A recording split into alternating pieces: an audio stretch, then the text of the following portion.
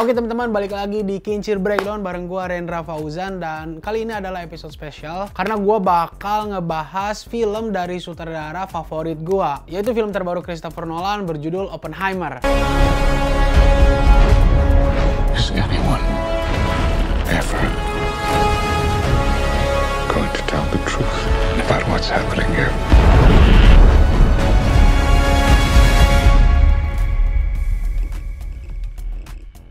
Tapi disclaimer dulu, sekalipun gua fansnya Nolan, bukan berarti gua selalu suka sama film-film dia. Film terbaru dia yang Tenet gua nggak begitu suka.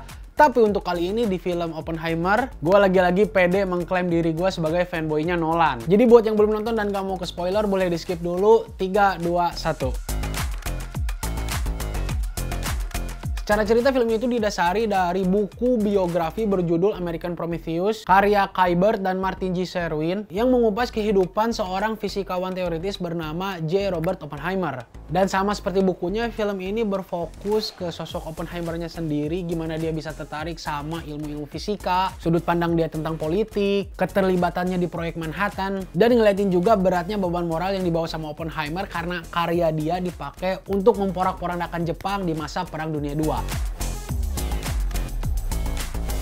Karena ini film Nolan, jelas-jelas dialog yang dibawa di sini adalah dialog yang berat. Apalagi di sini full banget masukin unsur-unsur keilmuan fisika, politik, istilah perang, sampai hal-hal yang filosofis tentang kehidupan dan kematian. Tapi terlepas dari beratnya dialog, obrolan yang dibawain di sepanjang film ini tuh bener-bener lancar dan enak untuk diikutin. Apalagi performa aktor-aktor kawakan di film ini semuanya 10/10. Cillian Murphy, Emily Blunt, Robert Downey Jr., Matt Damon, Florence Pugh, Rami Malek, semuanya aktor top kelas dan menghasilkan performa yang top kelas juga. Secara garis besar film ini tuh kayak dibagi ke dua babak. Satu babak yang berwarna, satu lagi babak yang hitam putih. Nah, lewat babak yang berwarna ini kita bisa ngeliat ke dalam pemikirannya Oppenheimer. Dimana di satu sisi dia ingin banget untuk menunjukkan kemampuan fisika dia dan mengubah dunia, tapi di sisi lain ada beban moral yang dia sadarin dengan penemuan dia, dunia bisa hancur. Ini ciri khas Nolan banget, dari babak awal film aja kita udah dibawa maju mundur ke 2 bahkan 3 timeline yang berbeda. Dengan alur maju mundur ini kita bener-bener bikin penasaran dengan apa yang bakal terjadi di adegan-adegan selanjutnya. Aktingnya Cillian Murphy bener-bener bikin gue yang nonton itu bisa ngerasain stres, bingung, sampai depresi. Ada satu adegan yang menurut gue ngena banget, dimana waktu sosok Oppenheimer ini lagi dicerca pertanyaan sama komite yang dibuat sama karakternya RDJ. Saking stresnya ditanyain terus, dari sudut pandangnya Oppenheimer ini digambarin seakan-akan ruangan di situ tuh mau meledak. Dan ledakan-ledakan yang ada di sini, baik itu bentuk khayalannya Oppenheimer atau ledakan asli yang dipakai untuk ngetes bom atom, semuanya dihadirkan dengan audiovisual yang bikin kita jadi terpukau. Waktu tes pertama ledakan di Project Manhattan, ada hal unik yang dilakuin sama Christopher Nolan, dimana pas bomnya meledak, audionya itu bener-bener hening. Kita cuma dilihatin secara visual gimana ledakan itu bener-bener bercahaya. Dan disitu masuklah quote paling ikonis dari Oppenheimer yang terinspirasi dari Bhagavad Gita. Now I am become death,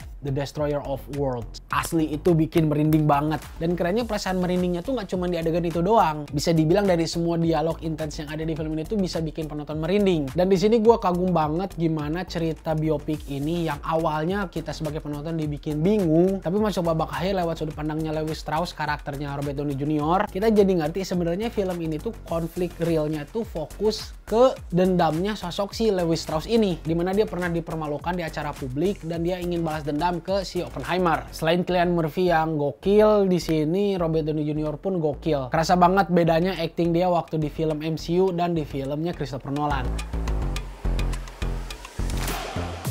Nah, kalau untuk hal yang mungkin kurang sreg buat gua di film ini tuh ada sedikit. Lebih spesifiknya di satu hal, yaitu di make up. Kalau untuk wardrobe di sepanjang film itu sebenarnya 10/10. Tapi untuk make up prostetik di karakter yang dibikin tua, terutama untuk karakternya Emily Blunt dan Benny Safdie di akhir film, itu menurut gua kurang meyakinkan. Tapi itu nggak ngeganggu perjalanan cerita yang tetap aja pas akhir gua ngerasa puas. Jadi untuk keseluruhan film Oppenheimer ini bener-bener bisa dinikmatin buat lo yang suka film-film yang intens. Tapi uniknya, sekalipun lo bukan fans Nolan, kemungkinan besar lo bakal tetap enjoy sama film ini karena performa acting dari semua karakter di film ini bener-bener top. Dialognya menarik, dramanya tensi tinggi, dan banyak ilmu yang bakal lo dapat setelah nonton film ini. Jadi untuk Oppenheimer gue kasih rating 5K alias masterpiece. Gue saranin lo nonton film ini di jam-jam awal dan jangan terlalu kemalaman. Karena kalau lo nonton malam banget, beban yang ada di hidup lo bakal tambah berat karena percaya lu bakal nerima beban hidupnya Oppenheimer. Tapi kalau menurut lu sendiri gimana? Yang udah nonton Oppenheimer apakah sesuai dengan ekspektasi lo? Tulis pendapat lo di kolom komentar. Gue Rindra pamit, see you in the next video.